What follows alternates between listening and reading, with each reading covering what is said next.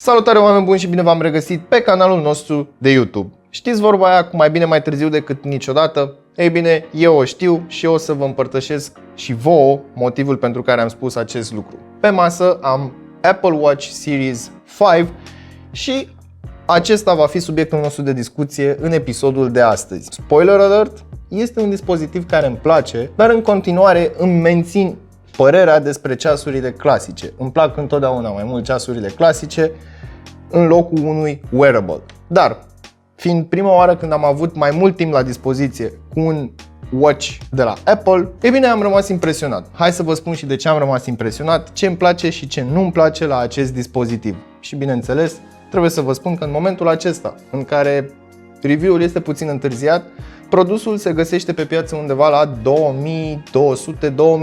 de lei, chiar și 2400 de lei în funcție de locul unde te uiți. Hai să vedem despre ce este vorba. L-am desfăcut deja, este setat, l-am testat. Bine, nu l-am testat foarte mult, n-am dormit cu el la mână, dar am avut câteva ore bune în care m-am jucat cu el și, bineînțeles, am aflat ce poate să facă și ce nu poate să facă. Dar înainte de toate, nu uita să te abonezi și să activezi notificările, iar mai apoi intră pe cel.ro/giveaway pentru a te înscrie în concurs. Hai să aruncăm o privire asupra conținutului acestei cutii. Avem așa, una bucată încărcător 5V 1 A, adaptor de priză pentru încărcătorul wireless al acestui ceas. Bineînțeles, avem mufă USB și se poate conecta inclusiv la un laptop sau la orice alt încărcător ce are acest port. Știu, este cablul mic, este subțire, dar este destul de lung și cumva ajunge de la priză până pe servantă sau pe noptieră. Mai departe avem curea în două dimensiuni pentru diferite încheieturi. Iar aici, în final, avem ceasul care vine în acest pouch foarte micuț, foarte drăguț. Avem această textură de catifea, piele întoarsă. Tadam! Așa arată ceasul. Hai să-i punem și curelele. Au un slide, bam, slide 2 și gata. Ceasul este securizat și nu ai absolut nicio problemă. Acum hai să vorbim și despre generalitățile acestui ceas. Mai întâi, safir pe față, ramă de aluminiu, ceramic și safir pe spate, aici unde avem aceste linii de design. Bineînțeles, avem și senzorii, dar și încărcarea wireless, iar încărcarea wireless presupune a avea sticlă pentru a lăsa fluxul să treacă. Este rezistent până la 50 de metri, avem ECG, bineînțeles, în funcție de aplicație și este valabil pe toate modelele. Ecranul este de 1,78 inch, 326 de pixel per inch, avem 3D touch, 100 de niți luminozitate maximă și o nouă caracteristică a acestui ceas este Always On Display. Însă, ceasul simte când este la mână și în momentul în care timeout-ul se activează, practic se oprește de tot ecranul, în ideea în care el simte că nu este la mână. În momentul în care l-am pus la mână și el simte acest lucru, la un moment dat ecranul se va stinge, dar va rămâne luminozitatea scăzută. După cum puteți observa, aici este imagine pe ecran, dar a dispărut limba pentru secunde. Iar acum ceasul are un refresh rate de 1 Hz. Dacă mă uit la ceas și fac acel gest, ecranul s-a aprins și refresh rate-ul se ridică la 60 de Hz. Și așa funcționează acest Always On Display de pe noul Apple Smartwatch Series 5. Iar acum și puțină cârcoteală, că altfel nu se poate, curea de silicon, pe care personal nu o suport, dar având în vedere că este un produs destinat și celor care se duc la antrenamente, o curea de silicon este mult mai binevenită decât o curea de piele și așa mai departe. Hai să vorbim despre procesor. Avem un Apple S5, un GPU PowerVR, dar nu sunt date mai multe detalii, cel puțin nu pe GSM Arena, pentru că acolo mă uit eu, este site-ul meu de încredere. Dar având în vedere că versiunea trecută, S4, era dual core, nu cred că acest model este single core. Dar cel puțin dual core avem siguranța că este acest procesor. Mai departe avem 32 de GB spațiu de stocare intern. Da, ați auzit bine, 32 de GB, Wi-Fi BGN, Bluetooth 5.0, avem și NFC. Nu avem infraroșu, nu avem radio, nu avem USB, nu avem nimic. Avem accelerometru, giroscop, senzor pentru bătăile inimii, barometru și busolă. Acum hai să vorbim puțin și despre baterie. Decât să spun o prostie, pentru că am văzut tot felul de informații legate de capacitatea bateriei, mai bine mă abțin și vă spun informațiile de pe site-ul oficial. Apple se laudă că au stors aproape 18 ore de utilizare mixtă, adică puțin exercițiu, puțină muzică, mai apeși să vezi o notificare, mai primești o notificare, mai ai un reply și așa mai departe. Hai să vorbim despre încărcarea acestui dispozitiv. Gata. Bum. S-a prins singur. Asta mi-a plăcut foarte, foarte mult. Și stă în orice poziție îl rotezi. Deci, practic, oricum ai venit și ai pune ceasul, gata, se încarcă. Oriunde.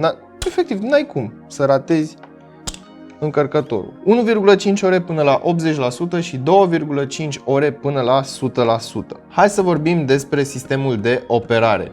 Ultima versiune, WatchOS 6.1.1, un click pe butonul cu coroană pentru a accesa meniul, sau mai bine spus, sertarul cu aplicații.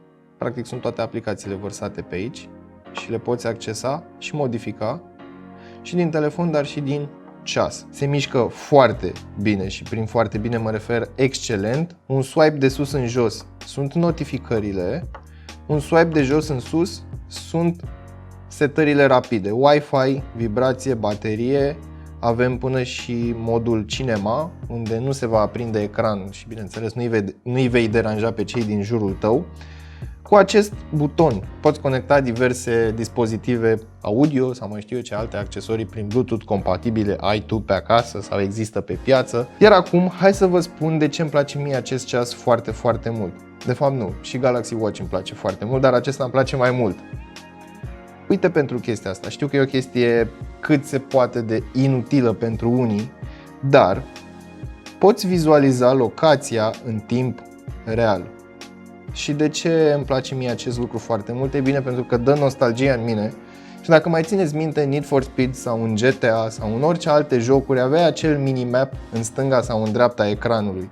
Și acest lucru mi se pare foarte interesant, să-l am pe un ecran așa mic, să văd străzile alăturate și pur și simplu să mă plimb sau să spun: a, ia uite mă, hai să merg pe prima la dreapta, ce-ar fi să mă plimb pe acolo.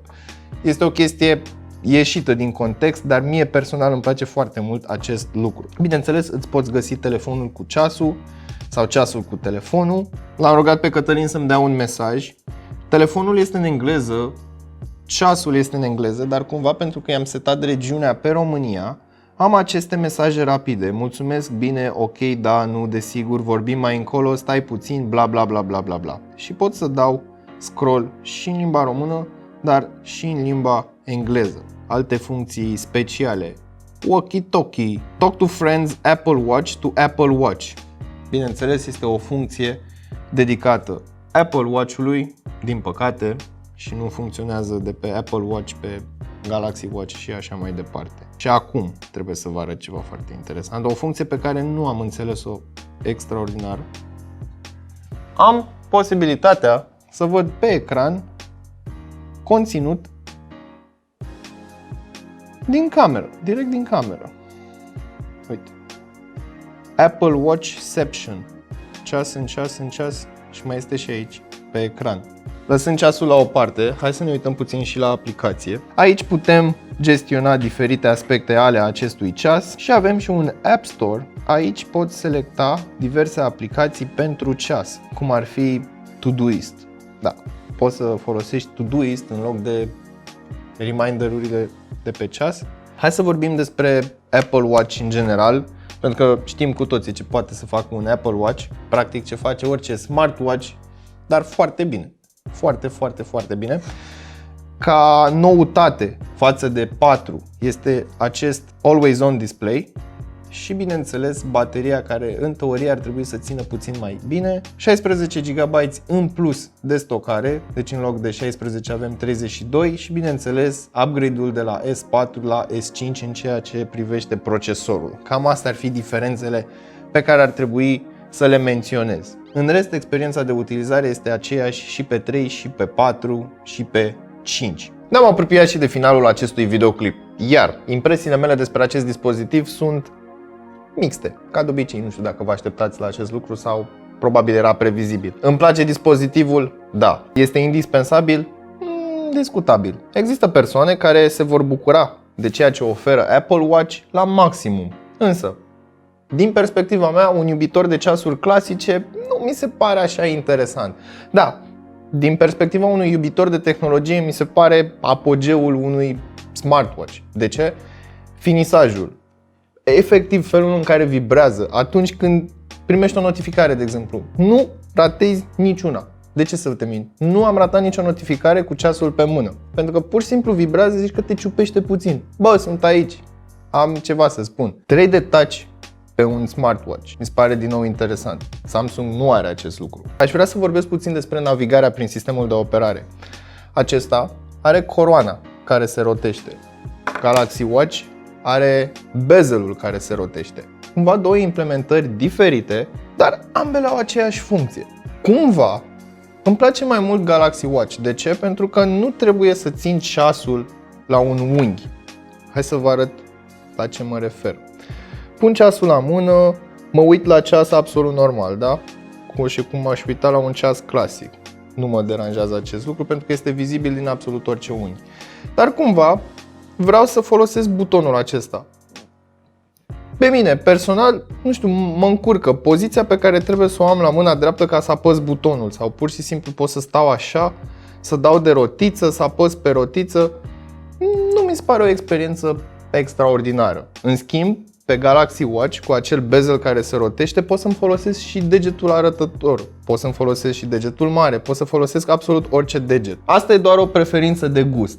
Dar, în ceea ce privește calitatea construcției și feeling-ul pe care îl ai în mână, de ce să vă mint, Apple Watch 5 m-a cucerit. Bine, oricum am fost cucerit mereu de Apple Watch, nu pentru că este un smartwatch foarte bun, ci pentru că pur și simplu este un gadget sau un dispozitiv foarte interesant, de la senzația pe care o ai atunci când îl folosești la ceea ce poate el să facă. Bine, poți să spui muzică, poți să-ți urmărești activitățile tale de fitness, ai posibilitatea să accesezi un site dacă îți trimite cineva un link, nu aproape orice site, adică nu-ți imagina că o să-ți încarce YouTube, dar mai devreme sau mai târziu probabil va apărea o aplicație sau probabil va ieși un ceas care să facă acest lucru bine. Hai să vorbim puțin și despre prețul lui. Apple întotdeauna a avut produse premium pe piață, produse foarte scumpe, dar foarte, foarte calitative. Iar aici, nu vreau să fiu cârcotaș, au mai dat și ei kicks câteodată, cum a fost Bangate-ul cu iPhone 6, mai știu eu ce alt update care a stricat bateria și după aia și-au dat ei seama că nu e ok ce facem, hai că lansăm update-ul și reparăm și așa mai departe. Dar, chiar dacă ei sunt actiați după bani și după tot felul de servicii pe care tu să le plătești la ei și să te bucuri de anumite facilități, au niște produse foarte, foarte bine finisate. Și cum am spus și mai devreme, în videoclipurile de la iPhone 11, ei iau un produs, îl finisează și îl îmbunătățesc. De aceea mi se pare o idee sau un concept destul de bun. E ca și cum aș lua, nu știu, microfonul acesta și scot câte o versiune și mai bună, și mai bună, și mai bună. Și cumva e merg pe principiul acela, dacă ceva funcționează, nu-l repara. Personal l-aș cumpăra doar ca să-l am. De ce să vă mint? Deci l-aș lua, l-aș folosi pe post de pedometru, m-aș bucura de 3D Touch-ul de pe ecran, m-aș bucura de această rotiță. Practic este un gadget care pentru un iubitor de tehnologie este foarte interesant. Singurul dezavantaj al acestui produs este faptul că se pupă doar cu iPhone-ul. Bine, găsești hack-uri și moduri și așa mai departe să-l faci să se conecteze și cu un Android, însă nu vei avea parte de experiența aceea unificată iOS, WatchOS și așa mai departe. Bine, dacă vrei să fii opulent, îți iei și un MacBook și în momentul ăla ai tot ecosistemul și toate se conectează între ele și toate funcționează bine, mersi. Atât pentru astăzi, până data viitoare știți ce aveți de făcut. Nu uitați să vă uitați în descriere pentru linkuri utile și prețuri actualizate și totodată nu uitați să vă dați cu părerea despre acest ceas în secțiunea de comentarii de mai jos. Salut!